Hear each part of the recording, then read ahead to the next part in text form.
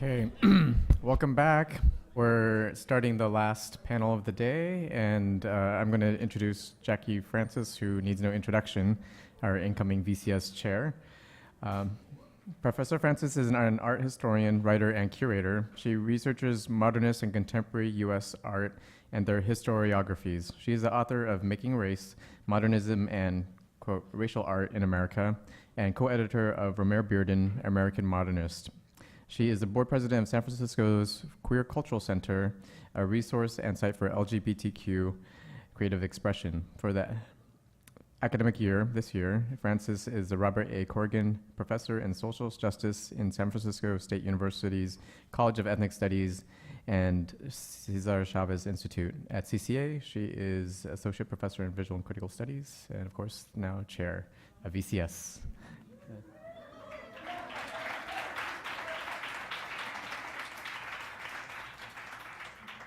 I was just saying, there's only one chair at a time. You know, it's like the presidency after November 7th, you know? So I might not let Tirza leave the room, actually.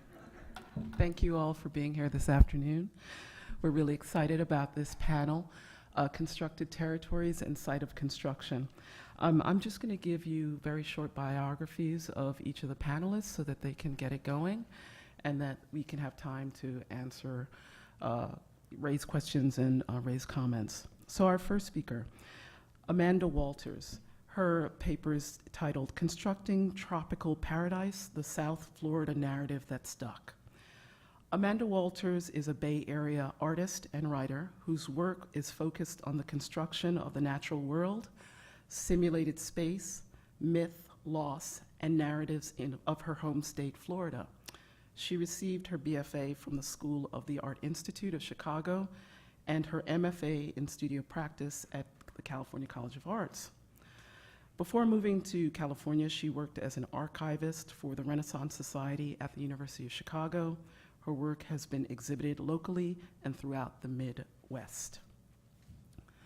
Our second speaker is Becca Roy O'Gorman. Her paper is titled Constructed Encounters, Performance, and the Colonial Gaze at Plymouth Plantation. Becca Roy O'Gorman is an educator, curator, and writer based in San Francisco. She earned her BA in Fine Arts from St. Lawrence University and is currently pursuing an MA in VCS and an MA in curatorial practice from CCA. Before attending CCA, Becca worked in public programming at Mass MoCA and at the ICA Boston. Our third speaker is Carolina Mahis Weinberg. Her paper, Rivan Neuenschwander's Accents, Accenting Rivan Neuenschwander, will be the third and final paper. Carolina is a weather reporter, and that's weather with an H, and a site-specific artist and writer, and that's site as in sight out of mind.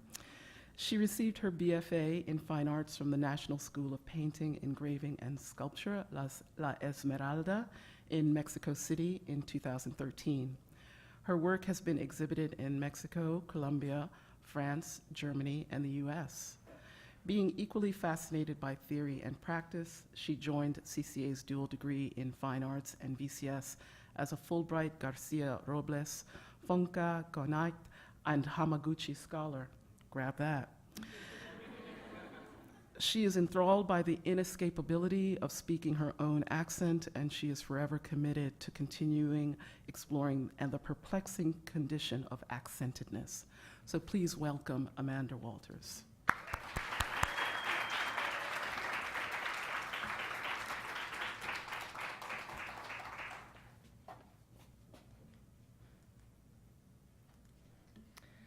On January 15th of 1926, the Miami Biltmore Hotel introduced Florida to a new tropical landscape with an endless variety of palms, a vibrant green lawn, and brightly colored shrubs and flowers. This foliage represented the beginning of a shift in the outdoor aesthetic of South Florida.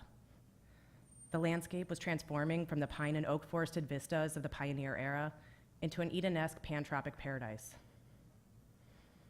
These transformations were first enacted in the train of resorts as sites of domestication and leisure, but invented much earlier in the imagination of travel writers and naturalists of the 18th and 19th centuries. In the first 3 decades of the 20th century, the new tropical landscape was constructed by developers to create a tourist economy in Florida, offering American Northerners tropical travel within the United States.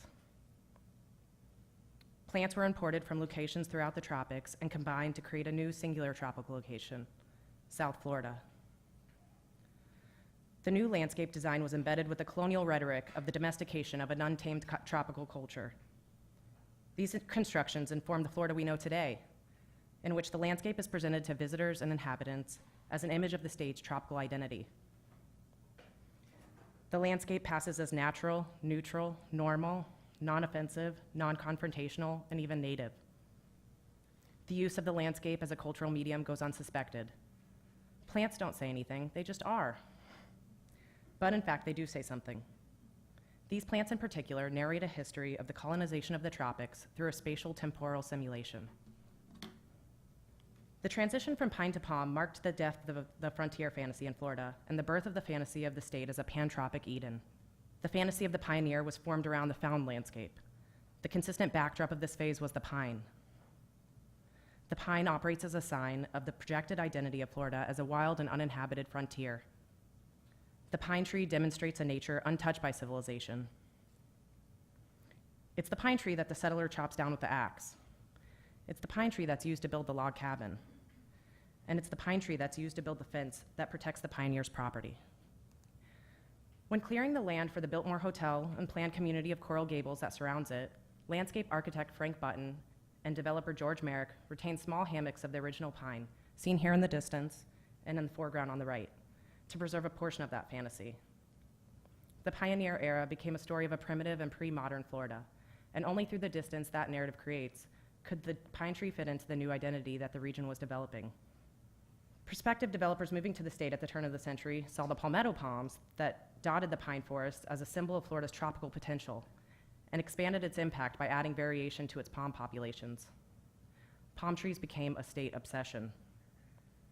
While only 15 palm species are known as native to the state, by the 1930s, over 100 species had been added.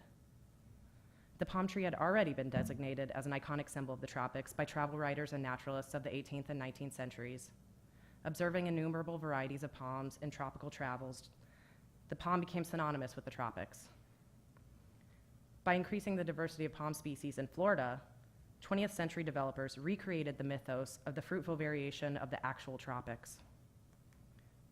The new landscape was informed by misrepresentations of the torrid zone made by those 18th and 19th century tropical explorers. The travel writer and illustrator Henry Walter Bates, for instance, propagates tropical misinformation in his etching, Interior of Primeval Forest on the River Amazons, from his travel and natural history book, The Naturalist on the River Amazons, published in 1863. The people in the image are portrayed very small, as to render the plants in the jungle massive. The humans are given the same amount of detail, if not less, than the foliage, to establish that they are but a part of the jungle as they blend into the vegetation.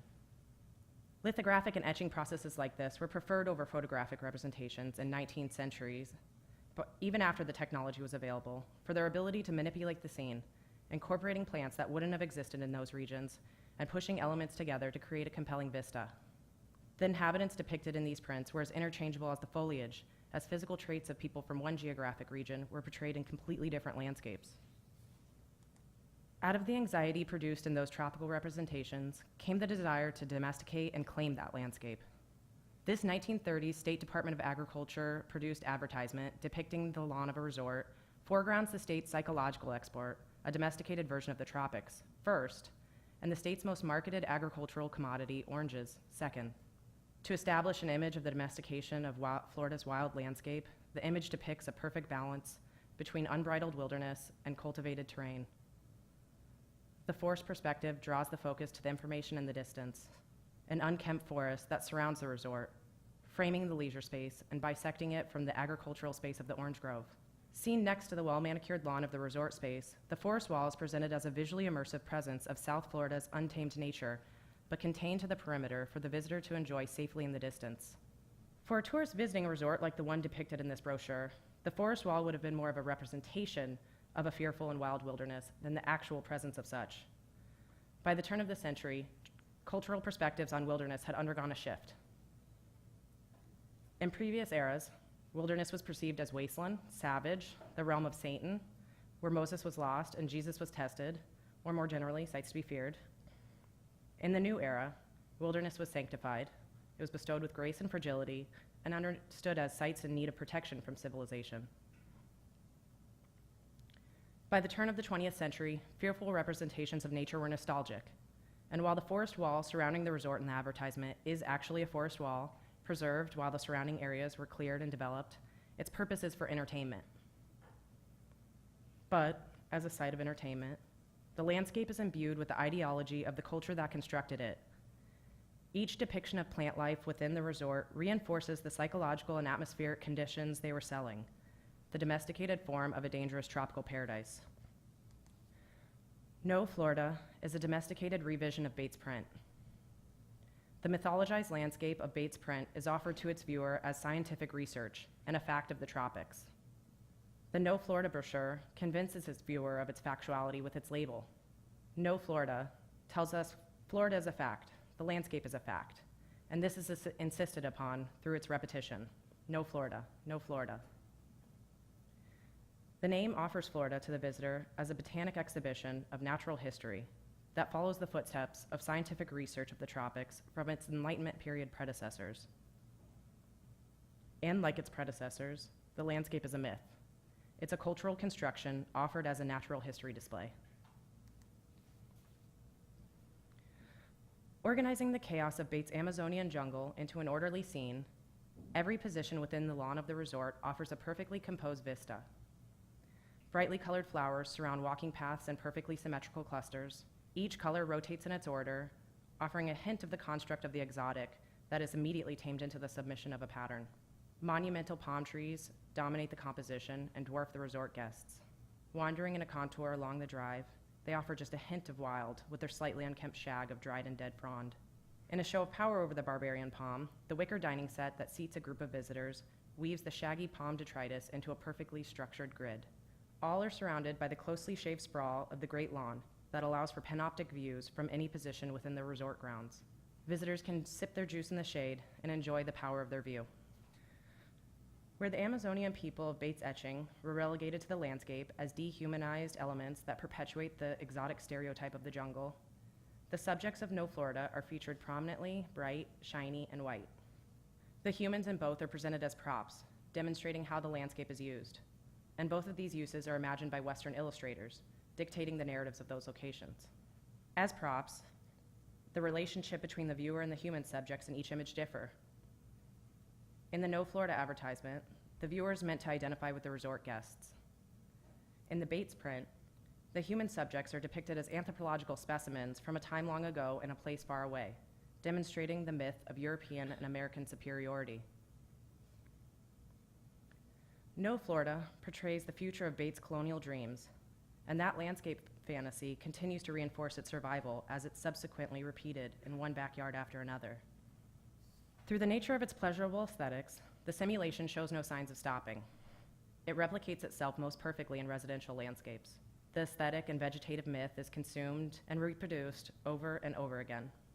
Domestic landscape architects of the region know no other version of the state. Google searches of the Madagascar areca, Asian fishtail, or Chinese fan palm all offer Florida plant guides. In this image from a promotion for a South Florida landscape architect, Australian foxtail and Chinese fan palms line the garden's edge. Bright red Hawaiian Thai plants grow on top of a South American siloam, and the bushy Brazilian Xanadu fills out all of the undergrowth. All of these surround the perfectly manicured lawn of English descent. Surrounded by the immersive presence of the thick tropical vegetation, the lawn becomes the site of Western domestication of the tropics, and a safe reprieve from the visual stimulation and implied danger of the dark crevices and thick brush of the jungle. The backyard reproduces the formula produced by the Miami Biltmore Hotel perfectly. The yard comes at the end of a lineage of colonialist landscape production, whether in representation or reproduction, that is so far removed from its original context that it's hard to see the landscape's implicit power. As the convention is repeated in one backyard after another, the landscape of Henry Walter Bates' etching advances toward a reality through the quantity of its strategically composed vistas. Together, the endless sequence of the tropical backyards mirror his collection of landscapes published in the book of his travels. The pan-tropic aesthetic that was first brought to Florida by landscape architects and developers like the Biltmore's George Merrick and Frank Button, spread throughout the region, creating a new tropics. South Florida has become a domesticated form and hybrid of all those disparate regions, realizing Bates' colonial dreams. Thank you.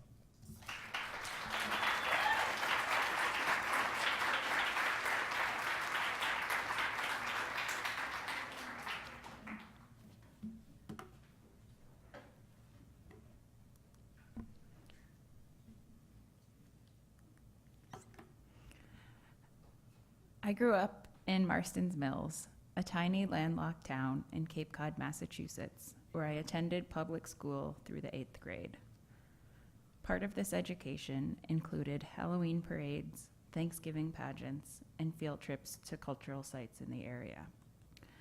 A trip to Plymouth Rock, pictured here, and Plymouth Plantation was the major field trip of my 3rd grade year. I remember my mom chaperoning the trip and the seemingly endless bus ride over the Sagamore Bridge that connects the Cape to Plymouth County. These types of educational and cultural experiences function as pedagogical tools which form and reinforce histories of white America. Plymouth Plantation is a nonprofit living history museum or open-air museum, which was founded in 1947 and modeled after the 17th century colony of Plymouth. Using archival research and archaeological evidence, this type of museum recreates an indoor and outdoor environment modeled after a specific time period and location. The site is split up into 2 distinct areas, a recreation of the English village and a Wampanoag home site. The English village is staffed by actors who dress in period clothing, speak in dialect, and reenact the year 1627. It is an unscripted, improvised, and environmental performance which is meant to simulate life in Plymouth Colony. Unlike the people in the 17th century English village, the staff in the Wampanoag home site are not role players. They are all native people, either Wampanoag or from other native nations, and they are dressed in historically accurate clothing, mostly made of deerskin and moose or raccoon fur. They are referred to as interpreters and speak from a modern perspective about Wampanoag history and culture. My talk today explores museums as sites of participatory performance where the historical narratives presented are understood as objective truth and internalized by viewers. Through the act of looking, the visitor performs the positionality of the museum and embodies a colonial gaze. Plymouth Plantation's website states, quote, "We provide powerful experiences to all who join us in an exploration of the past by engaging living history techniques, proven teaching methods, traditional storytelling, and cutting-edge technology," end quote. By engaging with the educational mission of Plymouth Plantation, that is, by learning through interacting, the visitor necessarily adopts the perspective of the institution. This institutional control is exerted through didactic demonstration, the presentation of objects as facts, and the regulation of the narrative itself.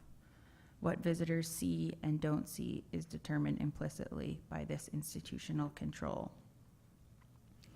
As Jacques Derrida explains in Archive Fever, the archive is an imperial and epistemological space. He writes, quote, "There is no political power without control of the archive, if not of memory. Effective democratization can always be measured by this essential criterion: the participation in and access to the archive, its constitution, and its interpretation," end quote. The archive is therefore not simply the guardian or repository of history, but its legislating and enabling force. Control of the archive dictates what is knowable and visible. As an archive, Plymouth Plantation's legitimacy and cultural capital are corroborated by Massachusetts Department of Education, which structures the 3rd grade history and social science curriculum around, quote, the history of Massachusetts from the time of the arrival of the Pilgrims, end quote. Before a visitor makes the trip to Plymouth, they are likely to visit Plymouth Plantation's website. By considering the website, the marketing and branding strategies expose fissures in the institution's educational objectives and performance mandates. While the institutional frame is inescapable and Plymouth Plantation struggles to illuminate a moment in history that is fraught and complex, it often works against its own infrastructure. The trademark slogan of the museum, "You can't change history, but it could change you," is printed on promotional material and on their website. This claim is powerful for its two distinct suggestions. First, the assumption that history is unchangeable presumes that it is already correct and complete. As it is presented and performed at Plymouth Plantation, this history is fixed and predetermined and cannot be changed by visitor interactions or interpretations. The second part of this sentence presents a possibility for change and growth in the viewer. Encountering this history via its interpreters can be a powerful personal experience. Plymouth Plantation can perhaps create new connections for viewers or alter their understanding of the history of the United States, Massachusetts, or personal genealogy. The italicized word emphasizes the contingent nature of this transformation. It is not a guarantee. Each individual interaction between an actor or an interpreter and a visitor has the potential to create an experience that is more accessible, effective, and individual than the archive alone has the potential to create. This would seem to be the underlying principle of living history museums, to create space for individual interpretations, imaginings, and experiences of the past. However, Plymouth Plantation's motto disregards the idea that one's personal and embodied experience has the potential to alter one's understanding of history. Also present on the website is an image of what appears to be a reenactment of a Thanksgiving meal. This image functions in opposition to Plymouth Plantation's mandate that the native interpreters not perform themselves. Two interpreters dressed in skins and fur hold a silver spoon and seem to be looking at their reflection in the convex surface of the shiny metal. The pilgrim man is looking at them, looking at themselves. Here, the mirror functions as a heterotopic space and a microcosm of the institution. The interpreter sees her image projected in the unreal, placeless, virtual space of the spoon. As Michel Foucault writes, quote, "From the standpoint of the mirror, I discover my absence from the place where I am, since I am over there," end quote. Similarly, the contemporary native body in the museum is the mirror image. It is a projection or reflection, which implies a historical absence. This image and the reenactment it depicts betrays an assumption about the Wampanoags as naive, uncivilized, and uneducated. Here they are mesmerized by a common utensil of dining etiquette. This fascination with shiny objects later led to deceptive trade deals which took advantage of the Indians' unfamiliarity with certain objects. Inexpensive trinkets such as bells, beads, and medals were exchanged for valuable commodities such as animal pelts and land. Even if the premise is historically accurate, if the inaugural Thanksgiving feast did occur in the early 17th century, and a Wampanoag was surprised by her reflection in a spoon, this reenactment opposes the museum's mandate. These native interpreters at Plymouth are performing a caricature from the past rather than depicting a contemporary native message. This image supports stereotypes of Thanksgiving and of simple native people in order to bolster tourism and perpetuate a vision of a native body that is commercially viable and unthreatening to the public. Although visitors are told that interpreters are not role players, the interpreters here are dressed in historical Native clothing. However, as these Native interpreters speak English, their clothing allows viewers to aestheticize the Native body and perpetuates the fantasy of an authentic Native. The rupture between the historical Native dress and the contemporary narrative allows for a fantasy about the idyllic past to remain visible. The staged quality of the interpreters' costumes and their repetitive demonstration of activities suggests that performance is being done in a way that perpetuates a historical fantasy and positions Native bodies as absent. The Native interpreters do not exist fully in either temporality. Their presence at Plymouth Plantation is incomplete in both contemporary and historical narratives. Their outfits and demonstrations act as signposts that highlight the fantasy of Native American bodies of the past and dismiss the contemporary reality. Ultimately, through interacting with the environment, the actors and the interpreters and the visitors participate in a pedagogical arc of the institution, while Plymouth Plantation perpetuates a colonial ideology. Thank you.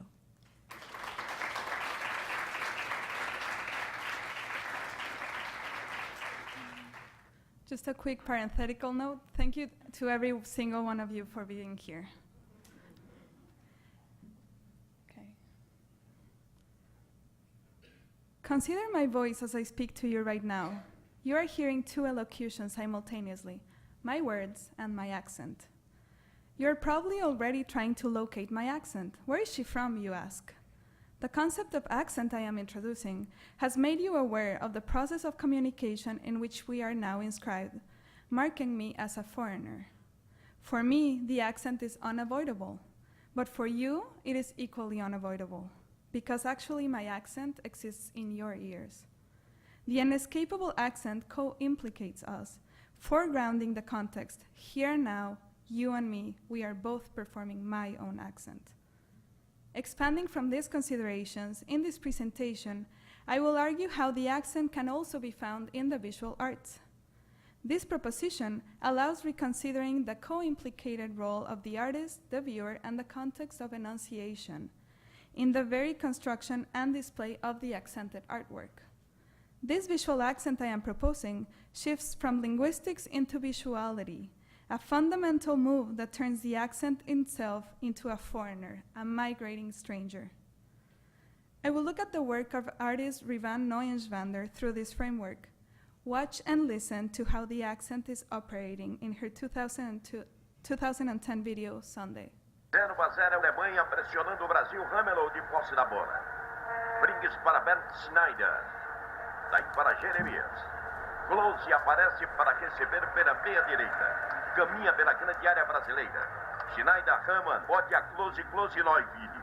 Capu na recuperação para o Brasil. Toca na bola para Lúcio. Lúcio Arroque Júnior. Empurra pelo meio de campo para Gilberto Silva. Desarmado por Pringues. Pringues mete a bola para Metzelder. Aí para Hamann. Close já na grande área brasileira. Tenta invadir com Neuville. Neuville para Close, Neuville. Daí para Bode a Hamann. Vai bater para o gol. Bode bateu para o gol. Close, Neuville. Daí a defesa brasileira safa-se bem mais uma vez. Roberto Carlos sai para o jogo. Roberto Akreberson. This is the beginning of Sunday, a snippet of a specific Brazil in quotation marks. You can hear and you can see this Brazil. In this video, the accent is used strategically, where Neuenschwander is empowered to embrace, perform, and critique it. Stereotypical and expected elements, such as the parrot and the football match, coexist with unexpected actions, such as the parrot eating seeds inscribed with punctuation marks and symbols. All of these elements create an explicit materialization of accentedness that should be considered for this artist's production. Rivan Neuenschwander is a Brazilian artist who has developed an international career. Having studied first in Belo Horizonte in Brazil and then in London in the 1990s, today she lives between the two cities. Contemporary, prolific, and rising, she has exhibited in major cities and major museums in the centers of the art world. She is represented by galleries in Sao Paulo, London, and New York. Neuenschwander is decidedly global. Yet, when we look at a piece like Sunday, amongst all of her internationality, we see her Brazilianness being explicitly foregrounded. I argue that, conscious of this inescapable accent, Neuenschwander tactically approaches the matter, owning what could otherwise be essentializing. In Sunday, the viewer has the impression of having stumbled upon a quotidian situation, just a given Sunday, the slow day of rest and leisure. The space is not remarkable. A radio sits on a shelf at the back of the room, and a few homely elements are distributed in the space. A potted plant sits next to the radio, while a red broom rests in the corner.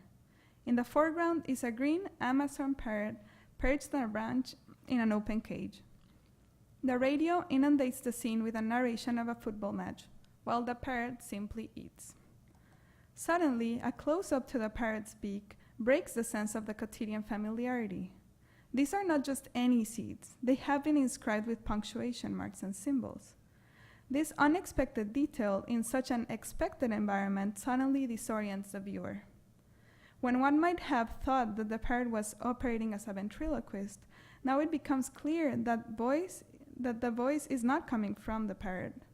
The entire mood of the situation has changed, as the parrot enjoys the feast of commas, question marks, and punctuation. Throughout the entire video, the parrot continues to eat, slowly affecting the narrator's words, mixing and confusing them until they become an incomprehensible, unpunctuated gibberish. So all the elements in Sunday are discreetly interacting, but in this heavily stereotypical setting, the elements are not only in conversation with one another, but also with a history and context that exists beyond the limits of the video. The fact that this scene reads as Brazilian is because the artist is pulling from a number of social references, strategically positioning her enunciation in the context of the experience of the viewer. A stereotype as a form of imposed accent is decidedly implicating both artist and viewer, asking for context to be reconsidered. In Sunday, the central stereotypical elements that read as Brazilian are the parrot and the football match. On the one hand, the parrot reads as Brazilian because it is actually native to the region, and also visually, because its vivid blues, yellows, and greens echo the colors of the Brazilian flag. But the fact that the parrot is heavily accented also depends on visual historical constructions. We see the parrot, but we also see Zé Carioca, Walt Disney's character. This was a character created in the 1940s as part of the Good Neighbor policy implemented by Nelson Rockefeller that attempted to explain South American culture to a United States audience. The character became extremely famous in Brazil with a comic strip version that runs to this day. In her work, Neuenschwander has directly referenced the character before, using it as a symbol of how an image of a playful, funny, and rogue character was imposed onto Brazilian culture by a foreign force, and most importantly, how it stuck. But Neuenschwander's parrot is not performing the expected role. Parrots are defined by their capacity to mimic human speech. Usually, parrots operate as mirroring characters, bouncing back the sounds that they have been trained to replicate, receiving treats in compensation. Yet Sunday's character is not such a parrot. In a sense, this parrot is misbehaving. It's eating all the treats in the cage. The overflow of treats in turn creates a complete absence of speech. The artist has broken the expectation. The parrot will not perform for the audience, but indulge in the meticulous and repetitive act of piercing through the inscribed seeds, dropping them, and swallowing the flesh. The amount of seeds the parrot eats goes beyond reward and nourishment into excess and gluttony. The second Brazilian stereotype Neuenschwander overtly references is football. The rhythm and tone of the male voice, in conjunction with the sound of a cheering crowd, allow the viewer to construct an image of a football match, such as this one. While the black and white seeds against the parrot's feathers are reminiscent of the ball rolling on the green grass. The bodies of the players are decidedly absent, but their presence has been conjured. Strategically, at this point, a viewer that shares the codes of the Portuguese language will be able to understand the details of the match. This is where a break occurs, dividing the accented and the unaccented viewers, where languages become a barrier of comprehension for the second one. While certain viewers will only get a sense of a football match, the Brazilian Portuguese-speaking viewer will recognize its specificity. This is just not any match, but the 2002 World Cup final. The emblematic match is a symbolic moment that clearly the artist selected with detail. In this match, Brazil beat Germany, ratifying its superiority in the sport as the world's longtime champion. The voice is not narrating just any game, but an instance of Brazilian splendor. The sociologist Roberto da Mata has analyzed soccer in relation to Brazilian identity. For the author, in Brazilian soccer, in order to triumph, a football player, like a samba dancer, must have jogo de cintura, the capacity to use the body to provoke confusion and fascination in the public and in their adversaries. Brazilian football has been defined by a distinct playful, creative, and responsive style that would succeed by bewildering the opponent. Brazilian football players offer their spontaneous, flexible, resourceful bodies always in motion. Football goes beyond the field.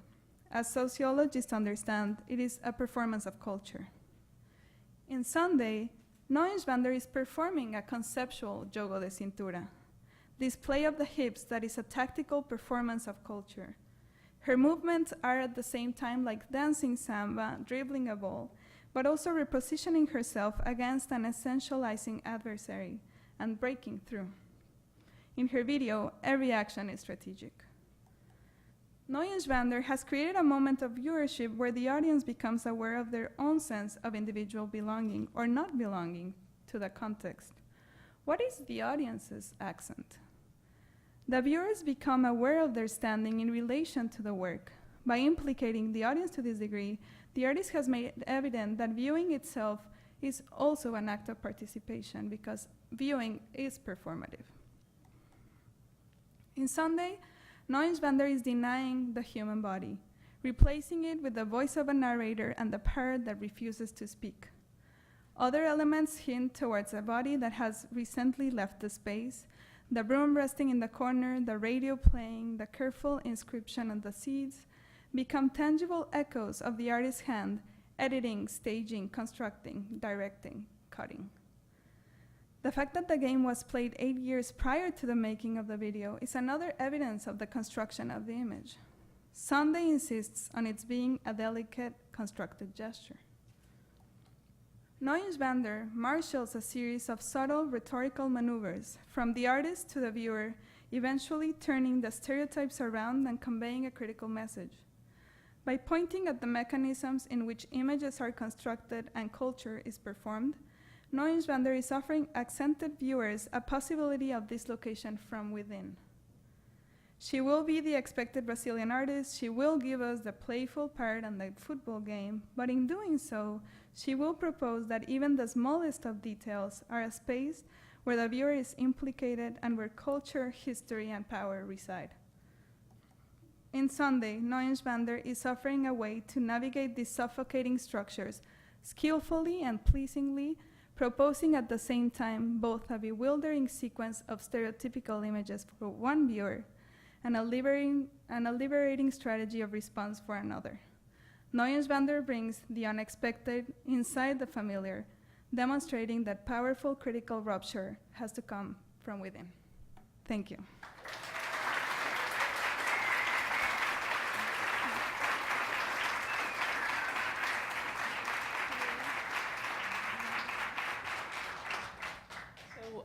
I'll start off, and then hopefully others will chime in, and the panelists should ask questions of each other as well.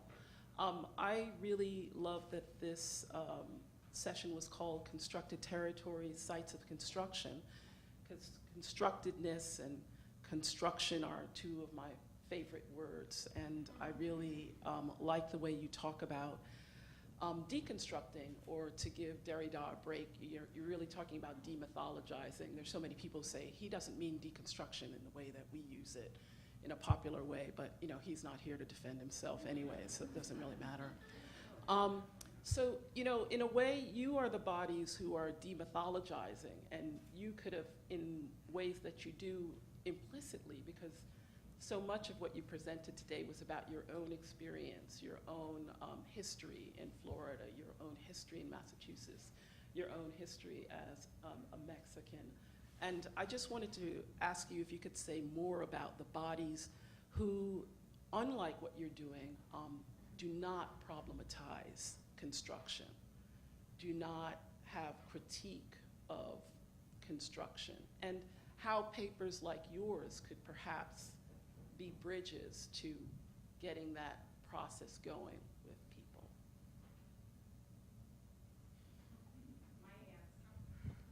My answer is probably not a hopeful one, because I have done this presentation for my mother who lives in Florida and a few other people like that. And all that came of that was my mom was inspired to redo her backyard to look like the yard from the presentation. So I don't have any strategies.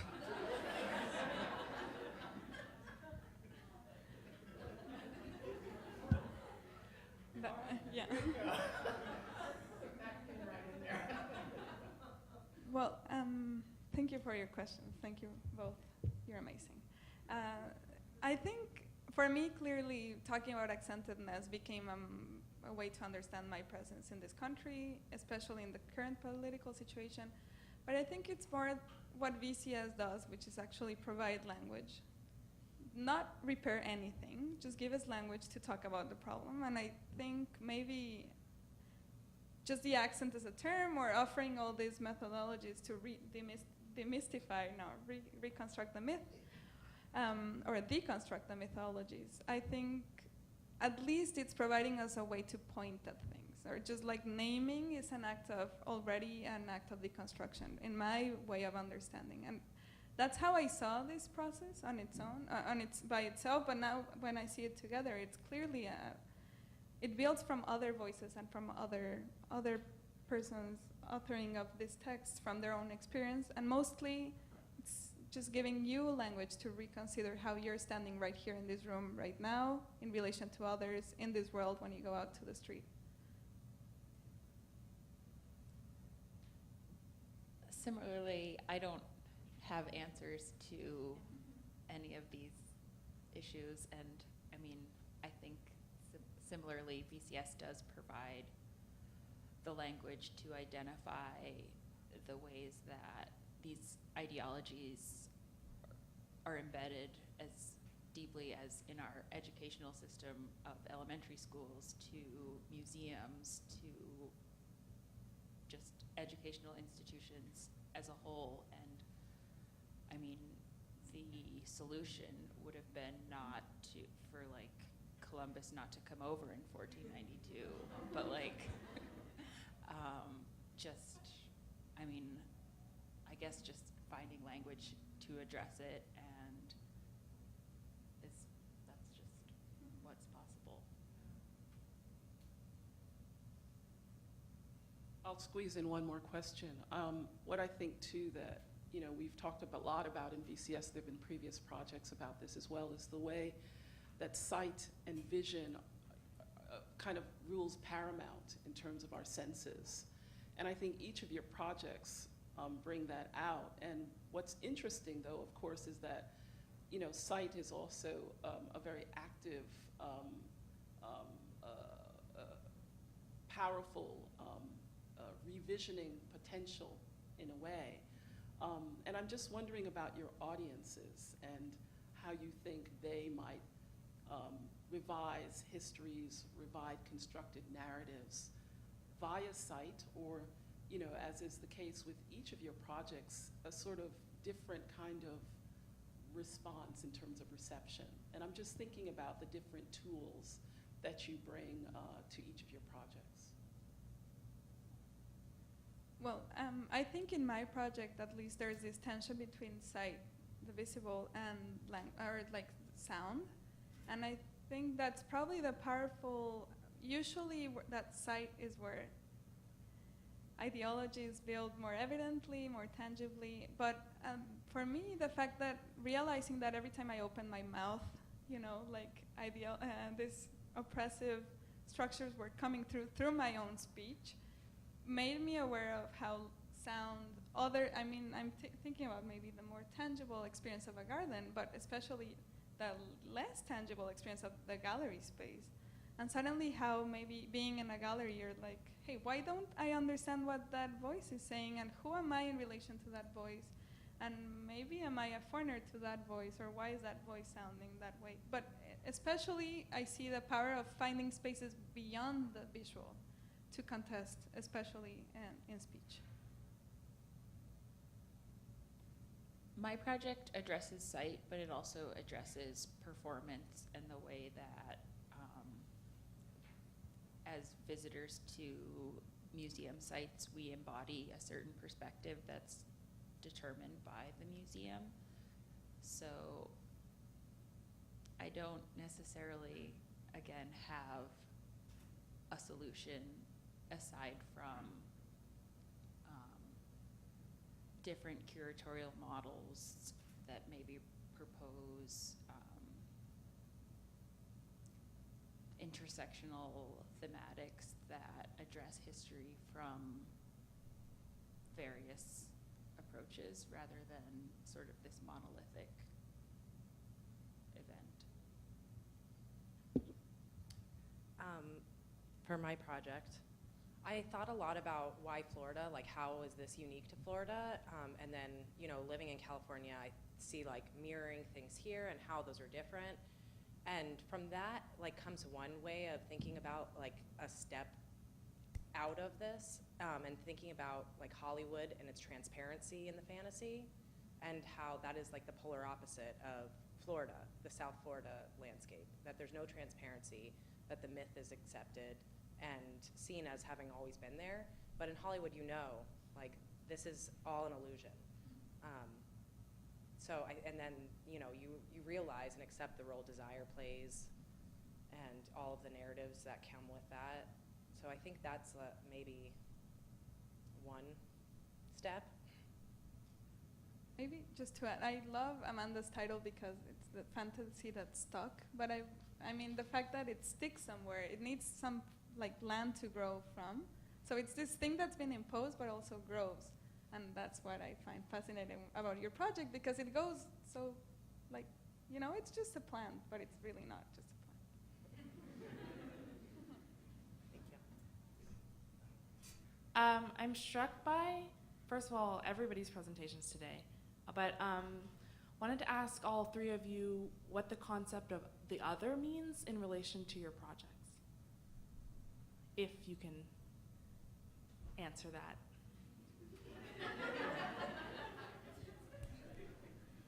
Well, I think for me, that was kind of the impetus of this project for me, is like questioning where the other is in those images, and where like any other bodies, like tropical bodies, ended up, and how did they get removed from the image. So they're not there. I mean, much as I think for me the problem with otherness and accentedness is that you discover yourself as other from you when you speak, because of the reaction of others around you. Or like Frantz Fanon's writings about discovering he's black in this context where he didn't know before, and I think it's the more complex finding the other within yourself and not being able to avoid that other coming through, and that's kind of the scary part about the accent, but it's unavoidable.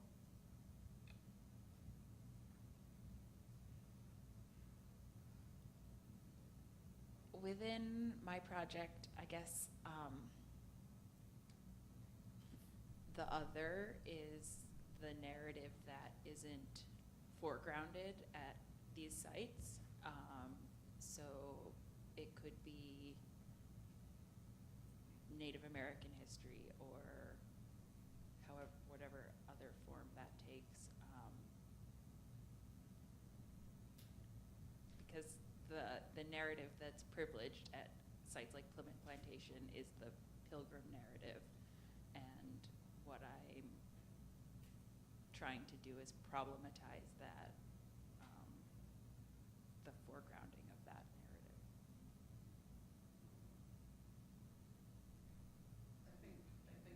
I think what's really interesting too is that, you know, as students of history, like we take that for granted, that history is constructed and that there's a lot that we'll never know. You know, and a lot of scholars talk about that even in terms of visual representation. You know, we can look at a painting made in the 16th century and decode it for every symbol that's in there, but we will never be those people from that time period. We can only be the people now looking at it. So it's really interesting how, Becca, with your project, it says, you know, welcome to the 17th century, as if it's just a matter of a costume change and, you know, getting rid of the electronics. It just doesn't work like that. Hi, I'm thinking about the decolonize as the it verb, and just in the last few weeks, I've noticed, you know, there's like decolonizing your land, decolonizing your dreams, decolonizing mindfulness, decolonizing your diet, and I've been thinking about how the sort of saturation of the term is perhaps watering down and simplifying and undermining really the radicality of what it means to decolonize something, whatever it is. And just as a theme in all of your presentations, I'm wondering just like how you're thinking about that specifically in this kind of larger context of, you know, the popularization of, you know, that, oh, we're decolonizing the world kind of thing. But I mean, I think all of you have really gotten to some specifics around what that might look like, and it's just, I worry about how it's perceived or how it might be interpreted out in a sort of watered down kind of notion of the colonial gaze. Maybe I can speak to that because of, I think Noyens van der's project is at large showing you that colonial models exist within your kitchen, you know, like with your parrot right there eating seeds. And that's the problem. You can decolonize things that have been evidently being colonized or like visibly being colonized. But how do you decolonize your own speech? Or how do you decolonize the way you interact with your pets at home? I think the more complex form is finding where coloniality resides within the quotidian and then cutting from inside. And I think for me the main point is from the withinness, right? It has to come from yourself out instead of this like cutting the outside again, like towards you. It's a kind of change of methodology to find it in yourself. And the accent is just like a foregrounding of this, but it exists in every form of existing in this world, I think.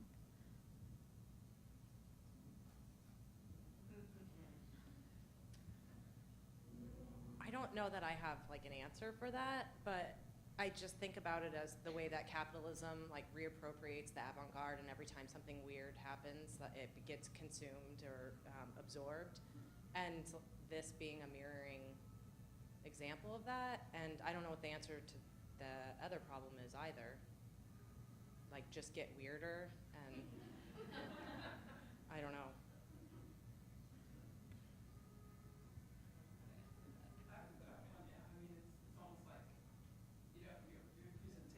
Screenshot, you know, of that food way, you know, because that's so much part of our U.S. narrative, you know. Even now, when you can get turkey and eat turkey 364 days out of the year, it's not like it was when they made up that narrative that this is how people came together, and maybe that's a beginning of, you know, thinking about the colonizing process in the everyday.